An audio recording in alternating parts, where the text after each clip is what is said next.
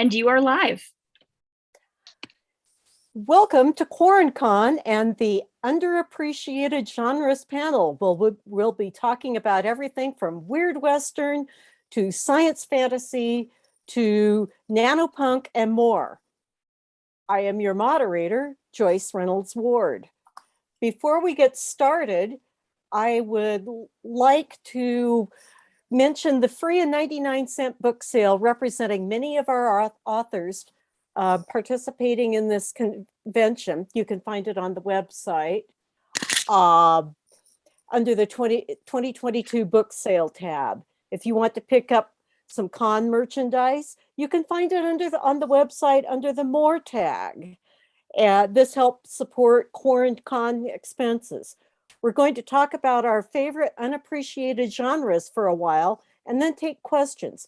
You can enter your questions in the YouTube chat and I will cut and paste them over to the panelists in Zoom.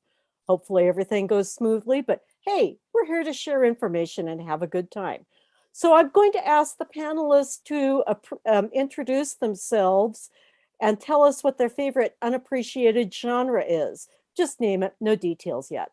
Then we'll have each panelist tell us more about their favorite, more about that after the introduction. So let's begin with Dom. Hello. Hello there. I'm Dom Watson and the author of The Boy Who Walked Too Far, and my favorite underappreciated genre is, funnily enough, weirdly enough, for a man, romance. Okay, next, jump right in. Okay.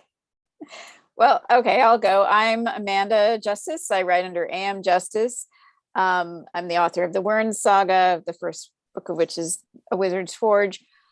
I write science fantasy, but my favorite underappreciated genre to read is historical fantasy.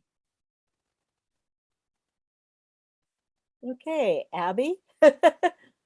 Yeah, I'm Abby Goldsmith. I mostly write epic series, science fiction, fantasy. And my favorite is, I'm going to have to go with techno thrillers. I think it's pretty underappreciated. Okay, J.E., go ahead. Hi, I'm E Hannaford, and I'm the author of The Skin, which doesn't really fit into many genres, if I'm honest. And I am a real sucker for humorous fantasy, which I think is very heavily undersold. Okay, and then we have Kaeth. I'm Kaeth, and I write sci-fi stories and epic fantasy, including Between Starfalls. My favorite underappreciated genre is probably science fantasy, probably unsurprising there, but. Okay, and further introduction, I'm Joyce Reynolds-Ward. I write science fiction and fantasy. I have a number of books, including, I'm reissuing my cyberpunk series. It's only out in ebook right now, so you get a picture. Life in the Shadows. And then my other big one is the Martini Year Legacy series. This is the last one so far in the series, which is my favorite underappreciated genre, science fiction Western. But I'm also a Longmire fan. So let's go ahead, and somebody want to jump in and start talking about your favorite underappreciated genre. Don't be shy. Well, how about we start with science fantasy, since a number of us write it. And I'll say one of the things that I like about it is, and what I try to do in my own work, is using scientific principles to explain what's going on in a fantasy context. So, for instance, if to take Star Wars as an example, the midi-chlorians are sort of a microbial thing that basically are the source of the Force, and some people are able to tap into and use the Force. So in my own work, I independently came up with a similar idea. I'd never heard of the midi-chlorians when I came up with the idea of the Quern, which are neurological parasites that give people telepathic powers as a side effect of infection. And I just kind of like the idea of trying to find pseudo-scientific or scientific reasons for why people might have supernatural powers. So That's a good one. I also like hard magic systems, you know, so that's one of those things with fantasy where people are always debating hard magic versus soft magic. And yeah, I think with science fantasy, you can really dig into some hard magic systems. And I kind of have that where I've got bioengineered superpowers going on with my series. So, you know, genetic engineering and you can genetically engineer some real crazy powers, and, you know, then who gets control of that technology? So that's a lot of fun. that sounds really cool. Does. I mean, I've certainly dug into, I mean, obviously with the skin, a lot of it is based, I suppose if I give it a title that doesn't exist, we're talking about genres, I'm going to throw one in that doesn't even exist, alt future.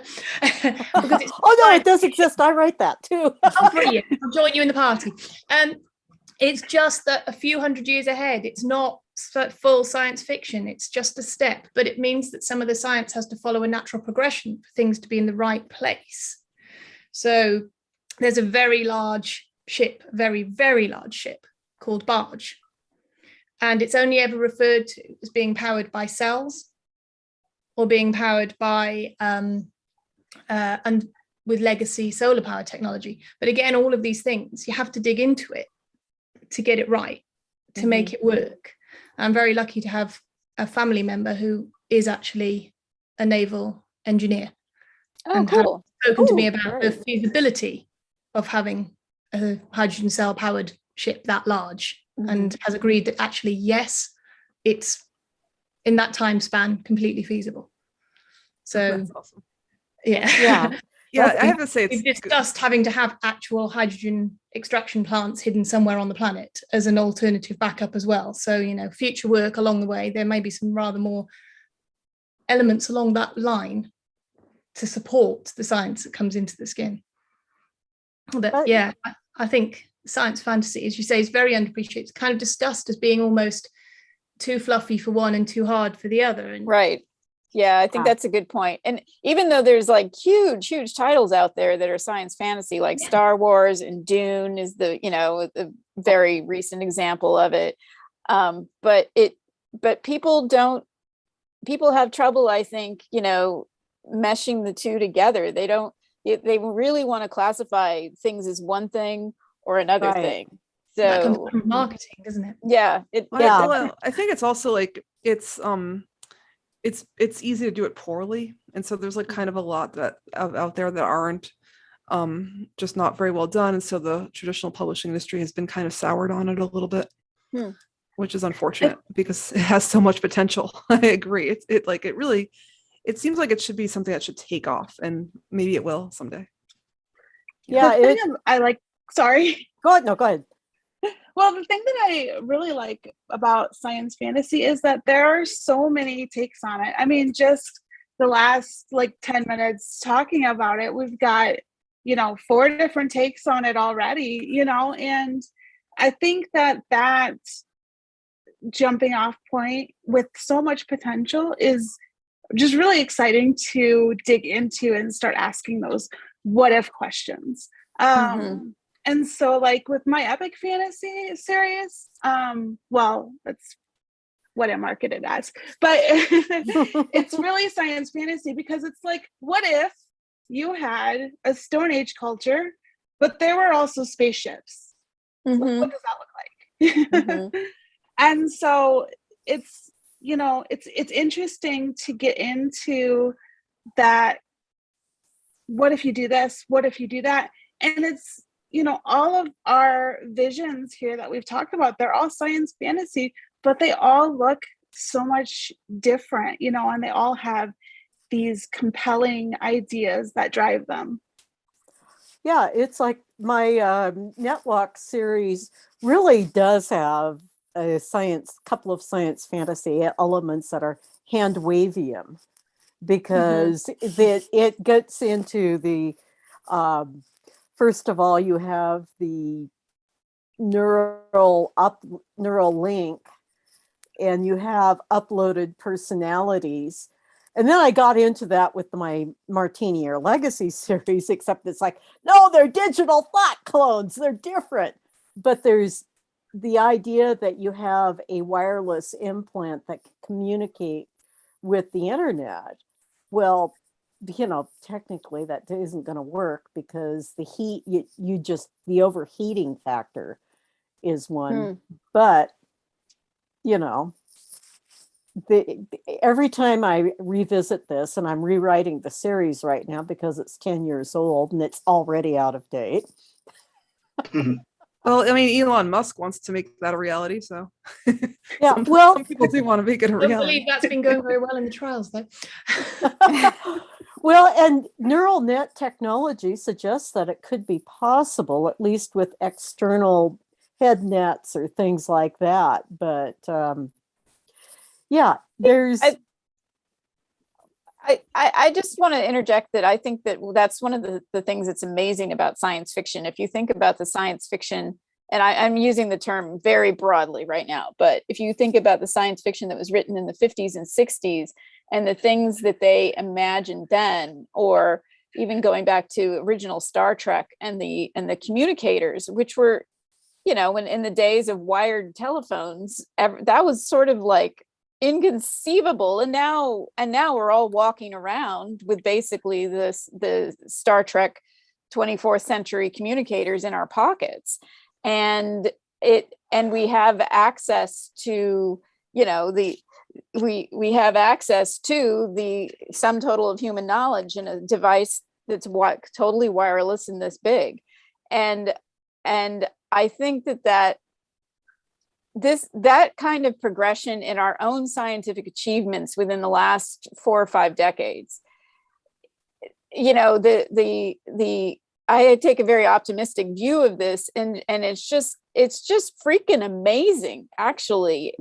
And it speaks to the whole idea of, if it can be imagined, it can be done. And faster than light travel is considered a fantasy element of science fiction, or it's science fantasy. It falls into that thing, into that bucket, because right now our current level of technology is that's something that's totally unachievable. But there is a lot of work being done on trying to figure out how it actually could be possible. And I'm not even remotely somebody that understands physics, but based on headlines that I read, it seems like people are using quantum mechanics to try to figure out how to actually make that, actually do that. And I've no doubt that one day it will be achieved. And I think that that's something that science fantasy has to give the world, basically, as an aspirational vision of what human beings are actually capable of achieving, so long as we manage to not annihilate each other while we're working on that. So I noticed, Dom, do you have any thoughts on science fantasy? Or do you want to start off talking about your favorite unappreciated genre? No, science fiction fantasy for me, well, that's my playground as well, essentially. Romance is a little thing I'll talk about shortly, but like, I see a gradual evolution of our personalities and our nighttime life and essentially dreams. And I sort of go into that in The Boy Who Walked Too Far, where essentially there's a select group of people who are able to project their dreams away in basically a loose sort of magic form. And I sort of sometimes think that possibly as we sort of grow older and we sort of evolve, that maybe at some point we can project our dreams even onto a TV screen, or and I just feel that is that sort of kind of evolution, like the technology thing. We're getting nearer and nearer to, in a way, a sort of essence of like godhood, really. I mean, looking back to like Star Trek stuff of old, we are basically walking around with communicators every day, aren't we? And I just think that we are evolving very quickly, and I think science fiction fantasy is a great doorway into that sort of like thought. Yeah, basically, yeah. It's kind of, I kind of riffing off of that, because I find myself in both of my science fiction series heading towards a digital afterlife. In both of my my NetWalk books, it's a personality upload, and I mean it's a full personality upload, where in the Martini Legacy, and you get into that in the very end part, it's very explicitly a digital thought clone based on an algorithm. But I don't really get into that until like this book, where you have digis running around everywhere, and then it's like, oh my gosh, we have full cyber war descending upon us, and the implications of that become like, how would you like to have your grandmother looking over your shoulders, second guessing everything you do? Yeah. I've written short fiction in that vein, but in my big epic series, I avoided it by making it illegal. Well, that's one of the conflicts of NetWalk, because the big boss NetWalker is like the matriarch of the family, and she's still throwing her weight around after death and harassing her daughter and then her great granddaughter, because they have to host her personality in their chip. I remember reading Tad Williams' Otherland. I love that one. That was just at the point where I played way too much online gaming. I'm talking years of online gaming. And I actually got through the first one, the second one, and I found that even when it was written, it hit way too close to home, even at that point. And I was like, oh, no, because Second Life was just becoming a big thing at the time. And you've got people literally living in these second lives with their shops and the rest. And yeah, so as you say, the science fantasy, the way things project, and I think it's brilliant. Yeah, I'm rereading Snow Crash right now, and there's a lot that all of a sudden I'm looking at and going, oh, yeah, Stevenson did call this one. Yeah, I think it like dreams as well is a bit sort of prophetic, because there's days where recently I've been sort of dreaming a lot. I have no idea why. It just happens now and again. I think that's what happens to all us authors in a way.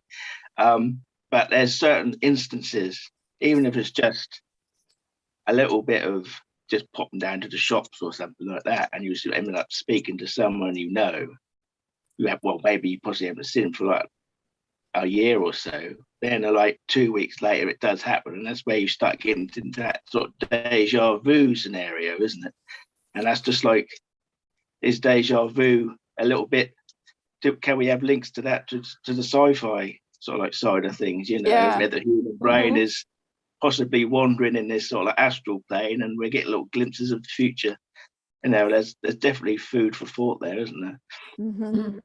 Or multiverses. I mean, that's kind of where I talk about when I was saying the alt future. I have explicitly started saying with my near future work that this is not our future. This is an alternative universe. But the Martini's Legacy stuff has a lot of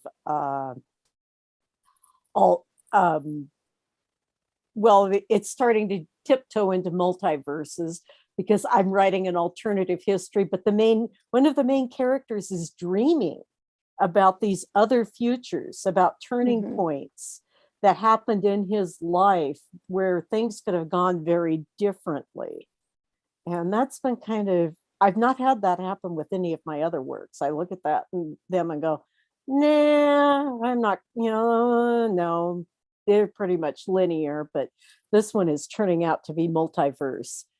Abby had a comment here about, for you, Dom, about why you say romance is underappreciated. I'd like to talk about that too, since I'm very much into integrating relationships. It just doesn't seem underappreciated to me. I think I should, romance in sci-fi, I think, is always tend to be overlooked. I mean, when I look at a film, going into the film stuff, when I see the Terminator, I look at that as a love story. I never look at it as essentially a sci-fi shoot 'em up. I always see it was Carl Reese as just going back in time and essentially just setting up this chain of events just for the love of a woman, really. That's, it's unrequired love, but, essentially a love story. If you look at it, deconstruct it, that is essentially, to me, a love story. And I think that sort of essence of that goes a little bit underappreciated. So when I speak to my friends about that film in general, they never see it like that. I suppose that it takes maybe an author maybe to pluck it out and see it like that. I think that the love story is essential. I mean, obviously I'm having a senior moment and can't remember the names of the characters, but the birth of the child is the central plot element of that story. Is he has to go back and save Sarah Connor, and then in the process ends up creating what's his name? Yeah, so John Connor. John Connor. Thank you. Yeah, it's like duh. Hello. So I agree with you. I think that's a great love story, and I think that if I can guess at what your reasoning is that I think romance in fantasy and science fiction and speculative fiction in general, a lot of times is sort of sneered at a little bit as a subplot. But you're right; it is very central. Yeah, it's central in Star Wars. It's central in Dune. Like, it's central in many big epics. Yeah. Yeah, and it can be central, and not necessarily pure romance, but just love, family, love of other as a motivator. But I agree completely that it's quite often sneered at. I have a very close friend who wants to write a romance novel, but is actually worried about writing it under their own pen name or their own name, because they're worried that will then impact on their more serious stuff in the future. Yeah. So I think that perception, I mean, we all know it sells well, and there's definitely a market for it. So it's whether it's the appreciation for it within the other side of the fantasy community rather than the romance community, maybe. Well, I think that there's an interesting, I think that Dom might be getting at something that is really interesting to me. So if I understand what you're saying correctly, and please correct me if I'm wrong, but it sounds like the romance side of things is not as appreciated in science fiction as it is in fantasy, because like you said, fantasy romance is huge, but I've not heard that about science fiction, and that's interesting. Why is that? Yeah, I mean, relationships are central to both of my science fiction series. I mean, in this one, a lot of it is about the relationship between Will Landreth and his wife Diana, and Diana's love for Will Yeah. And I'll say goes the same all, with mine. Like and, I've got and my characters here. yeah, and it's also very true in the Martini Air Legacy, where I have two big relationships that impact hugely on what happens. And I think people just kind of look at that and they go, because, and it's not just, but it's not just romance, it's family interactions. And for some reason that's seen as chick lit. Mm-hmm. I mean, is there more in science within the, I will admit I haven't read a huge amount of science fiction recently. I used to read loads of it when I was younger, but I haven't read so much recently. Is it something that the science fiction makeup of the plot is more disparate? Is there less family in it for the love, or should there be just as much chance and opportunity for there to be love in a science fiction for it to be the plot driver? I wouldn't, yeah, but I know where I'm trying to go with it. well, I mean, it's like with Andy Ware, like his like Mhm. Project Hail Mary and so forth. With some of those, it's like very sparse on characters. So, you know, you might only have one human character in the book. So you're just not going to have too much. But it's true that all of that, even if it's a background element, it's still like a pretty driving motivator for the characters. Mhm. Always. Yeah. So I think, you know, a story is a story. And stories have to be driven by some kind of human interaction of some sort, or human-like interaction. Yeah. I think I think that's a good point.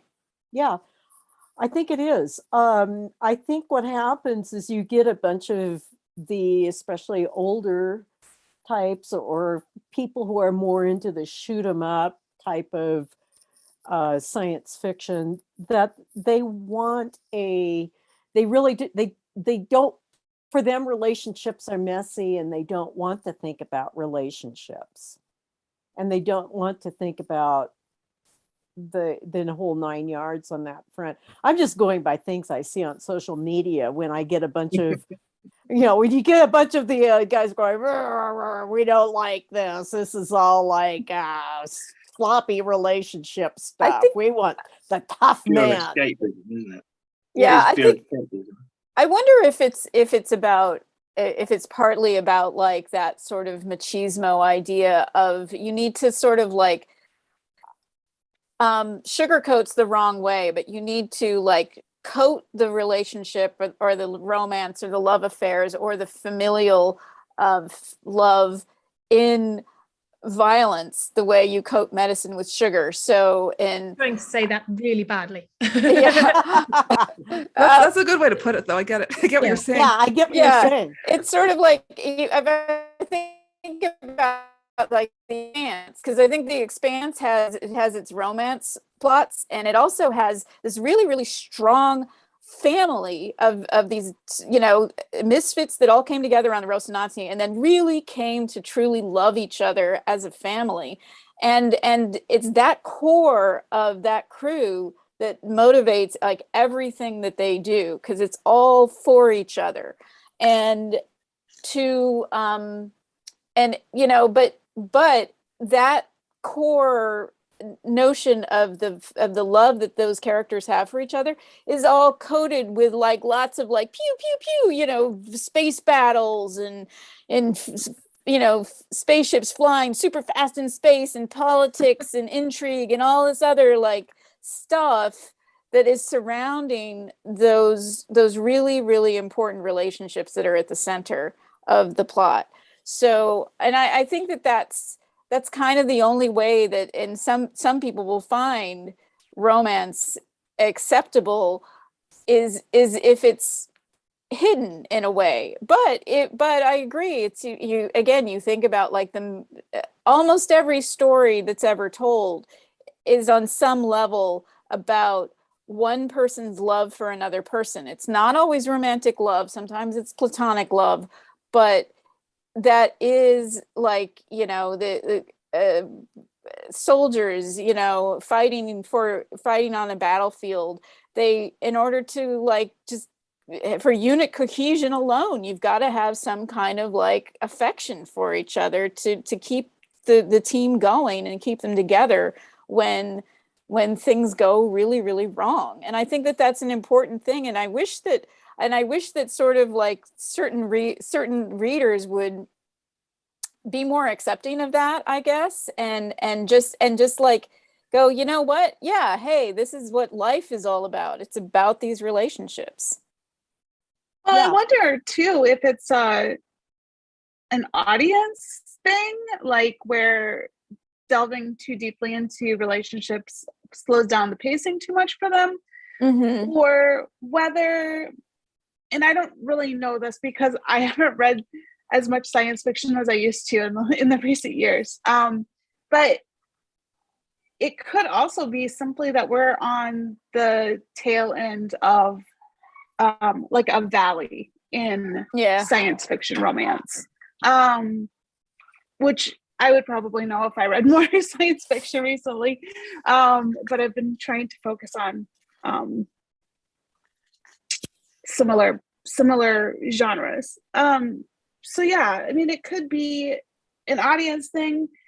It could be just the way science fiction appeals to people. Like, there's so many different, one of the really cool things about all of the different genres and subgenres is that there's something for everybody, and it doesn't matter what you like, there's something out there for you, which is just a really cool thing to me because we're all so diverse. We have different viewpoints, we have different likes and dislikes, and being able to give people what they want or what they need is really, I really like it. So Yeah, I mean, I would say like even with military sci-fi, there is like a lot of kind of touchy-feely stuff that's in there. It's just that they don't really celebrate it, or it's not like it's not like promoted that way.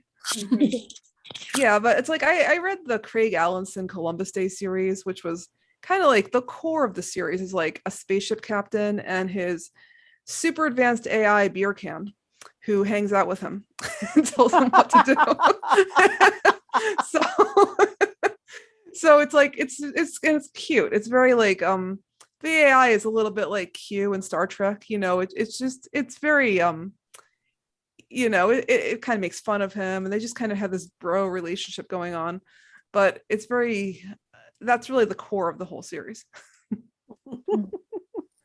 Yeah, I mean, there's no obvious or overt romance in The Skin, but the driving force for pretty much the entire book is a sister's love for her sister. Yeah, and that's another whole element too, is family. That decision that one of the main protagonists makes, or at the very beginning of the book, is driven off love. Yeah, well, I mean, desire to express that and to put the right people first. Sounds it's hard to say without saying. It's at the start, but it is the twist. Well, and I think too, like over in the chat on the YouTube too, is that one person was commenting that they would like to see more like platonic relationships, and I think I see more interest in things like ace relationships. You know, the different forms of ace, the different forms of LGBTQA, etc. Relationships. And but you know, family, I think when you start writing family relationships, that kind of gets you pushed off into this little corner of, ooh, you're talking about family stuff. Because I mean, I love a good family saga. Because you can there's a lot of in here. The book went too far.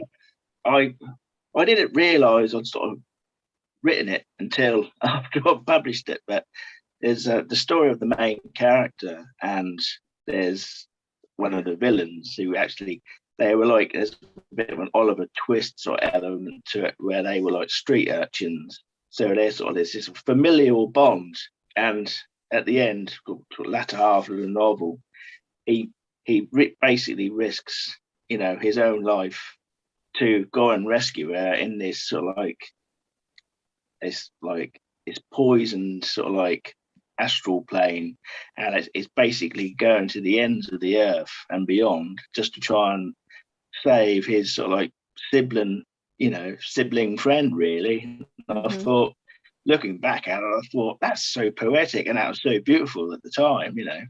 It's just strange what you write and look back on and think, yeah, that was pretty heartfelt. Yeah, and I mean, one of the things too, the dynamics that shape both of my series, not so much in the Martiniere book, because it's mostly the conflict of a father and son, only the son doesn't know that the father is the father until later on. He thinks he's his uncle, but they hate each other's guts. And then that's also a driving factor in the Netwalk books, is there's a strong father-son conflict that comes back because dad keeps coming back from the dead. But in Netwalk, you also have mom keeps coming back from the dead. And that's another factor, the conflict between family members, because you do have family members, sibling rivalries. The Netwalk books are a lot about family conflict, even as they're talking about control of this wireless technology. What I like is shifting power dynamics, and that's one thing that I think epic series do really well. That's always it can be between lovers, it can be between family members, it can be between friends and relationships of any sort. But yeah, when you get somebody that starts from nowhere and they become very, very powerful over somebody else that wasn't previously, or they were equals before, those kind of dynamics I think really get people. And those are a lot of fun to play with. So, I definitely go with that with my series. Yeah, power dynamics are fun. Power, yeah. Power.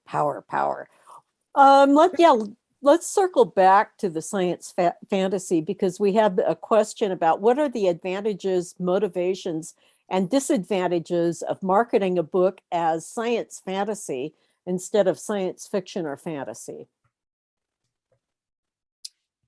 Yeah, Well, go ahead. I was going to start by saying it's really hard to market a book as science fantasy because the market doesn't agree that that's a thing that exists. So you have to choose, and it's really hard. My books are similar to Anne McCaffrey's Pern series, that it's a space colony that has, a lost space colony where the people have lost their technology. It's several thousand years after the original settlers were marooned on this planet. And it's basically like medieval level tech, and people have telekinetic powers. So, and they're called, people with these powers are called wizards. So, it's on the surface, it seems like a fantasy, but there's this deep history of the world where they know that, or at least some people know, that they came from a planet called Earth on a spaceship, and so on and so forth. So I call the series science fantasy. I identify it as science fantasy in the sort of the subtitle on Amazon for the sake of keywords. But in terms of marketing it, I kind of tend to market it as a fantasy, just because of that medieval tech sort of it doesn't have, for people who read science fiction, they want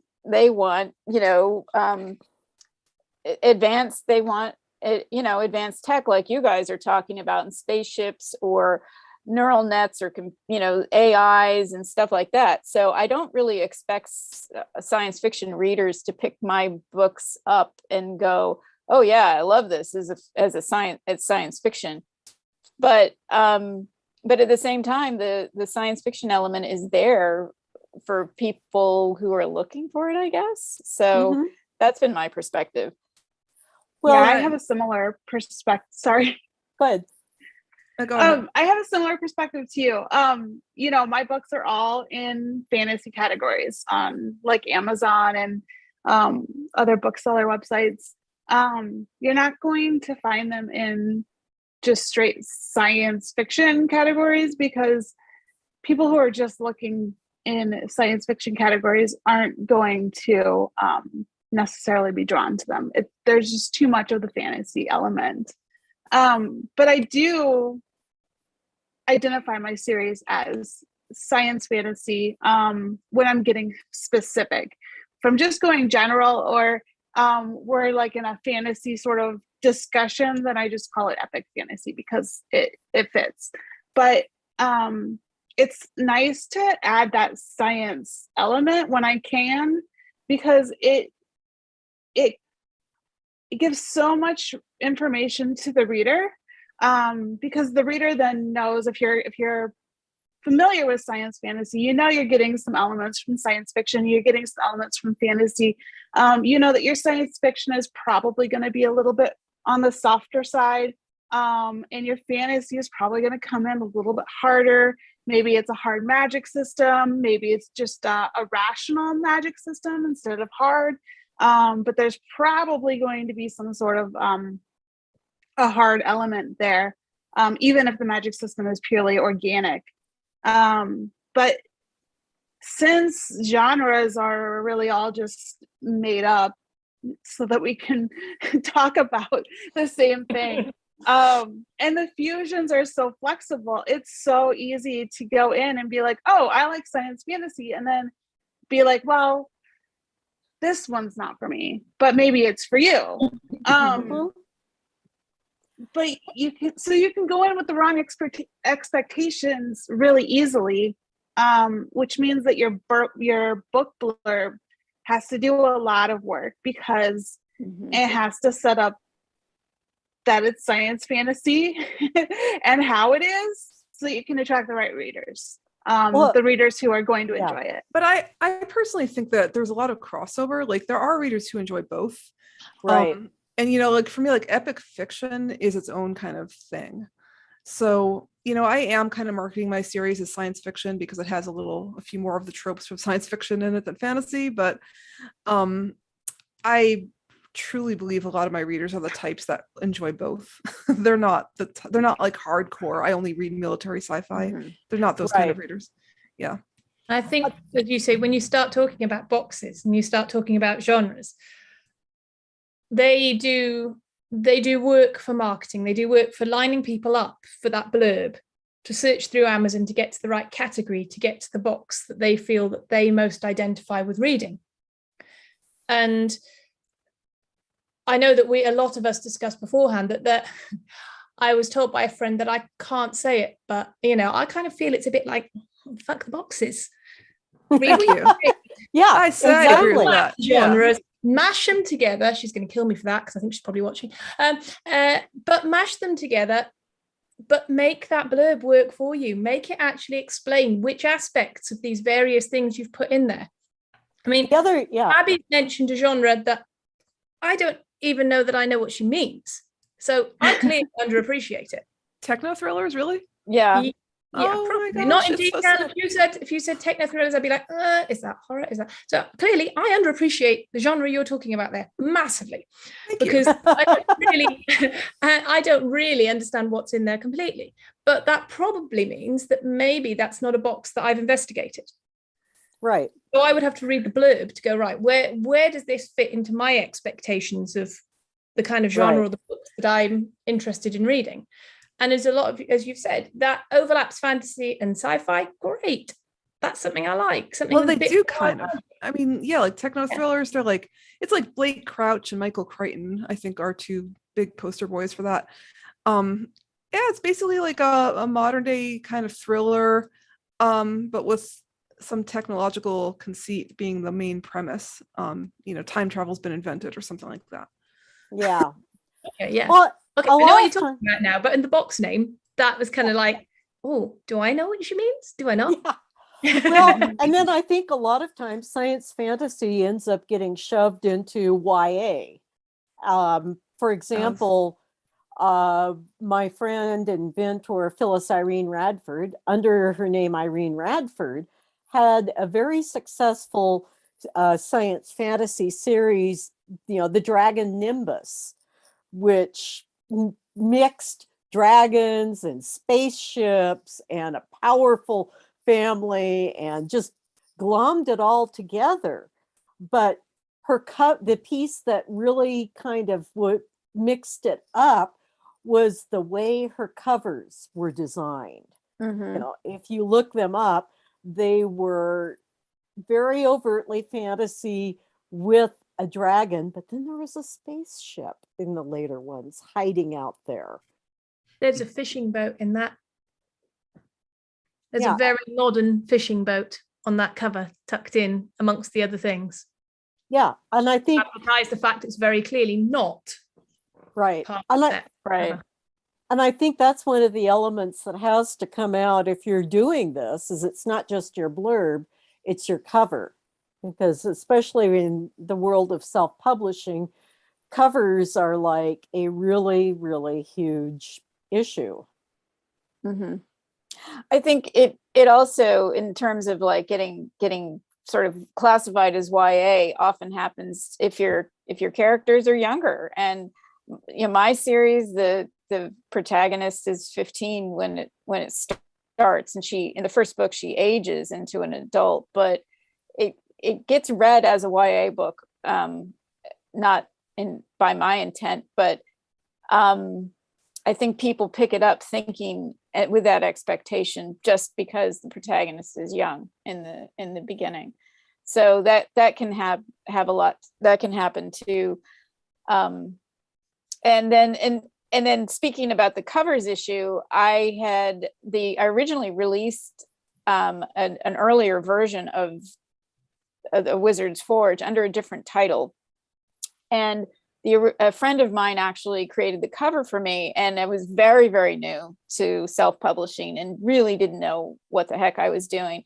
And my friend, is a comic book artist, and he's a very good one, but I don't think that he really quite understood what I was trying to do with the book and so on.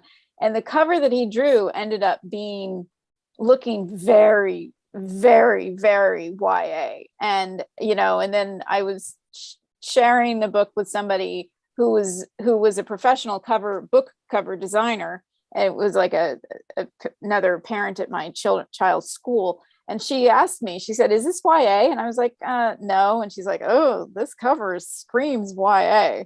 So those things are that was a good lesson for me, but but those things are important, and it also goes into like finding a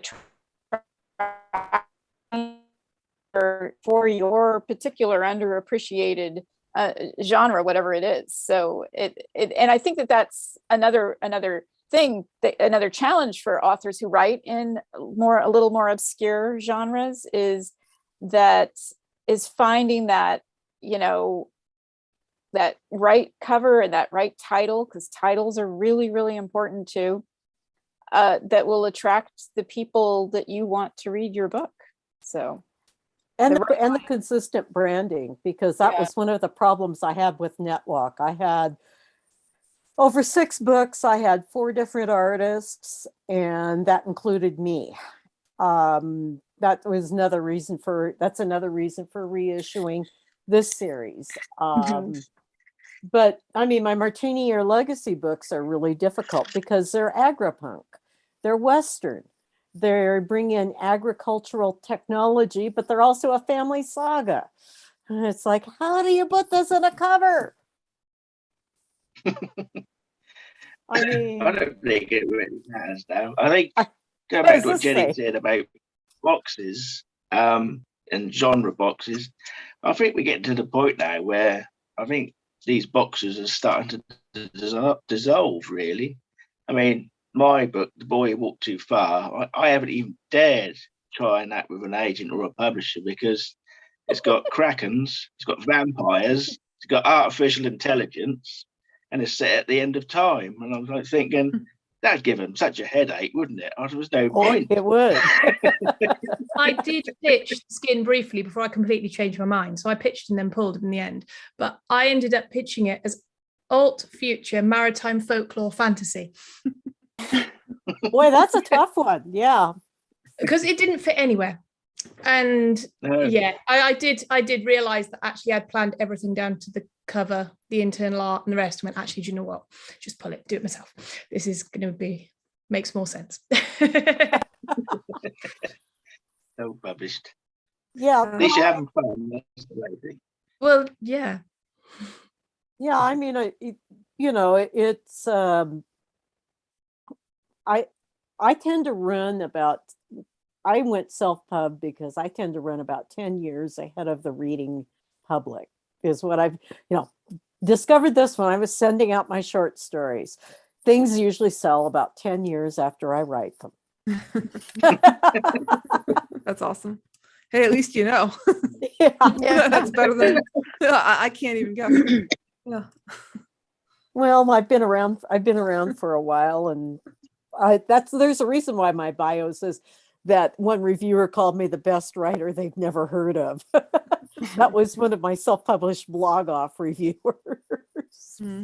But these boxes, I think the fact that self-publishing is an option, the fact that indie writers are making the progress they are, is partly down to the fact that they don't have to stick to boxes that publishing companies can market, that agents can sell on to acquiring agents, that you can write the story you want to write. You can write it within whichever mishmash of genres fits your story. And then it's down to us to market it. It's not down to them. We can write the story. And I think the diversity you get out of that is far bigger once you kind of say, right, I'm going to stop trying to fit in this publishing box and I'm just going to write the story. I think the traditional publishers are really limiting themselves by they're very much into chasing trends, and yes, trend setting has kind of fallen by the wayside. And I like to think trend setting is risky. It is. Yeah. That's the thing, is that, it when you get your trend setter, like I think in our private channel we were talking about dystopian fantasy, which was big. I can't remember which one of you corrected the Hunger me. Games. Yeah. Yes, kind the of Hunger Games. Yeah. In the early 2000s. So that came out, and it'd probably been a long time since, before the Hunger Games came out, I'm guessing it'd probably been a while since dystopian fantasy or dystopian science fiction, because the Hunger Games isn't fantasy, it's like near future. Yeah. But I think in the 1970s dystopian science fiction was pretty big, or I read a lot of it when I back in the 70s and 80s, and then it sort of went quiescent, and then the Hunger Games came back, and then everything was YA dystopian, here. So it's like that the Hunger Games restarted that trend, that was a trend setting book, and then it kind of and then it just died off. So it's kind of like, I agree with you that I wish publishers would have in mind the idea of finding the next trendsetter, but I think they also have economic pressures that the next trendsetter may not set a trend. So you have to still go with your golden goose that is still laying those golden eggs, and keep up with that. So I think that we as self-published authors, a lot of times we kind of poo-poo traditional publishing and dismiss them as being too corporate, too commercial, too this, too that. But I think that the people who are in those jobs actually are earnest and probably would love to find that next whatever it is. But they're too afraid to take risks, and that is a problem. And they are locked into their bubbles. 10 years ago, I was at a convention that I brought in a big name, including his author. I'm not going to or his editor. I'm not going to mention names because that'll be too much of a pinpoint. But seriously, friends of mine and I went to his editor's panel, and she talked about what she was looking for. We walked out, all of us were middle-aged women. We walked, mid-list, traditionally published and self-published. We all walked out of that panel looking at each other and saying, New York does not want us. They want someone who has a trendy lifestyle that they can promote, that spins off a certain type of, basically it was pre-Instagram and pre-influencers, but they were looking.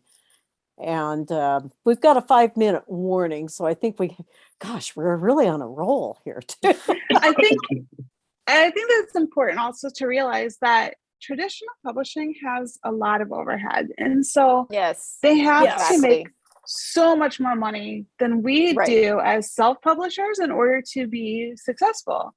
And I think that means that, well, that combined with the fact that traditional publishing takes a long time to get a book ready to go. A lot of my traditional publishing friends have release dates that are a year out if they're lucky. 2 years is very common once they get signed. And that's not something that a lot of my self-publishing friends have to deal with. And so I think that part of it is just, we're really lucky. Well, hey, since we're kind of ticking down here with 4 minutes, before we say our last words, the next panel is a reading with D.A. Smith. And since I'm in Pacific time, that's 12:30. But it's basically on the half hour wherever you are. Thanks to everybody who's watching and the panelists. Don't forget to check out the 99-cent book sale. And then let's kind of give a quick summation of our last thoughts here. Dom, you want to lead us off?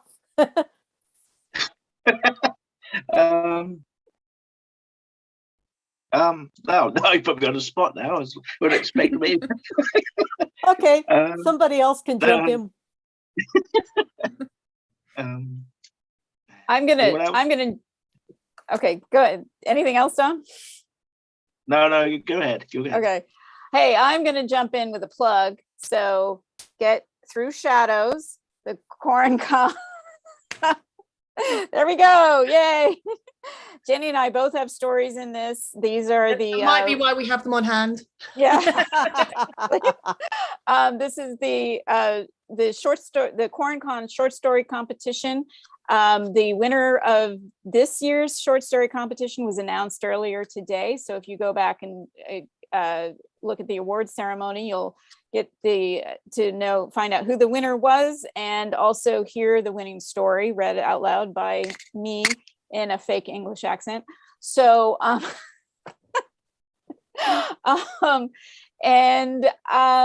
yeah, so I just want to say that I think that I love, this has been a great panel for me, because I love learning new things like techno thriller. And I'm with Jenny that that was a new one for me. And I am really excited to, dip into all of your work here. Okay, we got to make this quick. We've got 2 minutes left. Yeah, I've been adding all of your guys' books to my TBR list. But I guess my last thoughts would be, don't stress too much about the genre you're writing or the genre that you're reading. I really liked how you put it, Jenny, with the boxes. I think that was a great metaphor. Just write what you love and read what you love. Yeah, I'm second that. And be brave. Look outside the boxes. I'll say down with Narrow boxes. Yeah, down with boxes. Down with Narrow boxes. yourself to one box. Look at the Down rectangle. with boxes. Down with boxes. Embrace the chaos. Yes. Yeah. Well, I'll do a quick plug, because my the next book in the series, Netwalk, will be, I'm re-releasing one a month. It's from now through August, and they will be available wide on Amazon. I have the Martini Air Legacy. This is the last one, or currently the last one. There's another one that is being serialized on Substack under Martini Air Stories. And I'm going to be releasing the Alternative World Martiniere book. First one, What If, or A Different Life, What If? The second book in the story is currently serializing on Kindle Vella. Cool. I mean, I'll plug mine real quick. I mean, I'm still doing the Torth series. It's on Wattpad, Abby Babel, at Abby Babel. And it's on Patreon and Vella as well. Advanced chapters only. So, yeah. I'll just point at this. Now, I'm not allowed to say anything about it yet, I don't think, but I'll just point at this as opposed to that. It's pretty. I love it. It's beautiful. Keep an eye open. It's appearing somewhere. Dom. just keep writing, people. Keep writing, keep enjoying it. Yeah. Yep. Yeah. That's all you can do is just keep on plugging. I mean, and then if you're lucky, one of those characters will grab you by the throat and say, you are writing many, many more books about me. That's what happened with the Martiniere legacy. Yeah, I got that already.